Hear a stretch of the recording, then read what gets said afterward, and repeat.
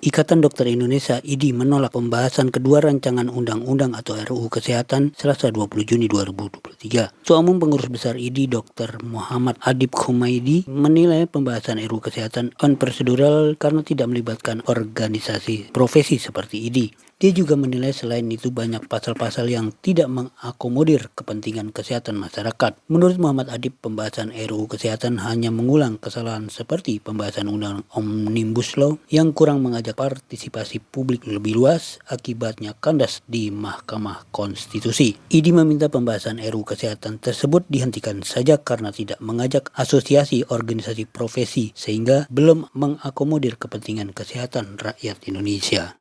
Pertama yang tentunya harus kami sampaikan bahwa RUU Kesehatan ini prosesnya sudah pengesahan pada tahapan tingkat 1 yang nanti akan masuk ke dalam tahapan tingkat 2. Dan ini mengulang sejarah sebenarnya, mengulang sejarah kelam di dalam sebuah proses pembuatan regulasi undang-undang setelah Undang-Undang Cipta Kerja dalam metodologi Omnibus Law.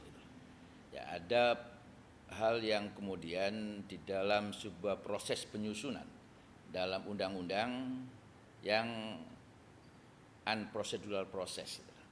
Artinya belum memberikan sebuah partisipasi yang bermakna ya, dalam kaitannya dengan substansi yang ada di dalam Undang-Undang Kesehatan sendiri. Karena Undang-Undang Kesehatan ini seharusnya bisa menjadi sebuah undang-undang yang bukan hanya untuk kepentingan-kepentingan kelompok atau bahkan bagi kami pun bukan hanya untuk kepentingan profesi saja, tapi harusnya untuk kepentingan dari seluruh masyarakat, seluruh rakyat Indonesia. Nah, poin-poin inilah yang kemudian jadi satu dasar menurut kami ya. Tentunya kami masih tetap mengatakan untuk tidak dilanjutkan ke pembahasan tingkat 2. Itu yang pertama. Kemudian yang kedua ya, kami pun berharap ini bisa menjadi perhatian Presiden, karena kalau kemudian ini disahkan menjadi undang-undang kesehatan, maka secara formil hukum ini cacat hukum sebenarnya, karena ada unprocedural process tadi.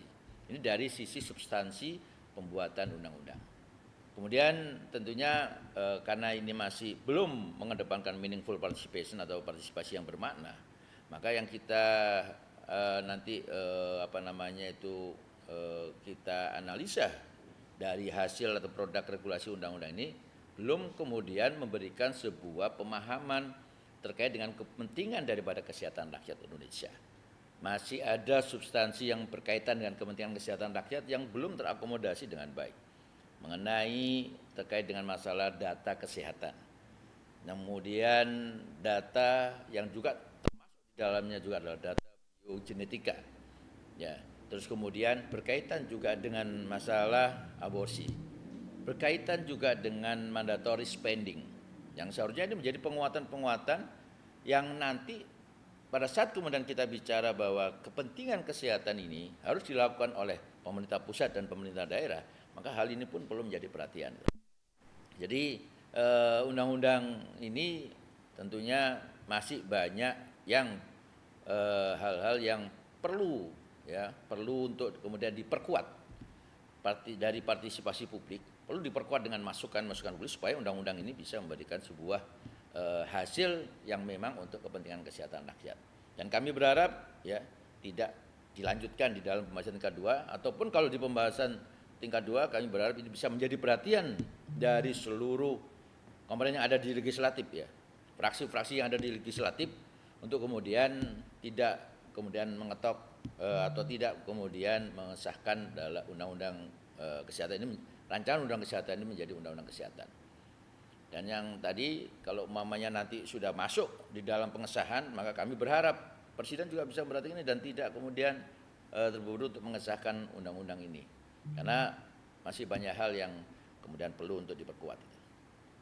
Dari substansi yang ada, kemudian proses pembentukan undang-undang yang unprocedural process, kemudian masih ada kaitan dengan inkonsistensi dari pasal, kemudian masih diskriminatif, bahkan kemudian berpotensi pada masalah kriminalisasi pada tenaga medis dan tenaga kesehatan, sekaligus juga keberpihakan yang seharusnya lebih kepada tenaga medis, tenaga kesehatan yang ada di Indonesia, Maka ini yang harus kemudian menjadi perhatian bagi kami, sehingga kami melihat karena undang-undang ini belum memberikan sebuah perhatian yang lebih kepada kami tenaga kesehatan, potensi kriminalisasi dan objek hukum yang bisa terjadi pada tenaga medis dan tenaga kesehatan, sekaligus kemudian menghilangkan penguatan daripada organisasi profesi yang selama ini sudah melakukan upaya untuk menjaga ya dan melindungi profesi.